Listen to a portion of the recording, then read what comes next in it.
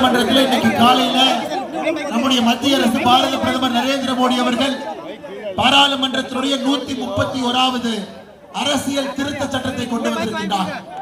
2029 பாராளுமன்ற தேர்தலில் இருந்து நம்முடைய சகோதரிகள் தாய்மார்கள் 33% இங்கிருந்து பாராளுமன்றத்திற்கு செல்ல இருக்கின்றார்கள். அதன் பிறகு நடக்கக்கூடிய சட்டமன்ற தேர்தலில் 33% நம்முடைய சட்டமன்றத்தில் பாராளுமன்றத்தில் குறைந்தபட்சம் நம்முடைய மகளிர் அவர்கள் அமர்ந்திருக்கின்றார்கள். அருமை சொந்தங்களே, இன்னைக்கு 10% கீழே, பல மாநிலங்கள்ல 5% கீழே தான் நம்முடைய சகோதரிகள் இருக்கிறாங்க. ஆனா 51% வாக்காளர்கள் சகோதரிகள். இன்னைக்கு ஆண்களை விட பெண்கள் வாக்குல 100%, தமிழகத்தில் 50.8%, 51% நெருங்கி கொண்டிருக்கின்றார். ஆனால் அவர்களுடைய குரல் பாராளுமன்றத்தில் சட்டமன்றத்தில் குறைவாக இருக்கிறது.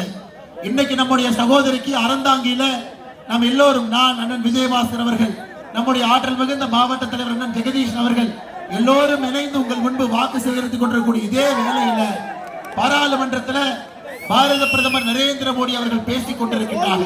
இப்போது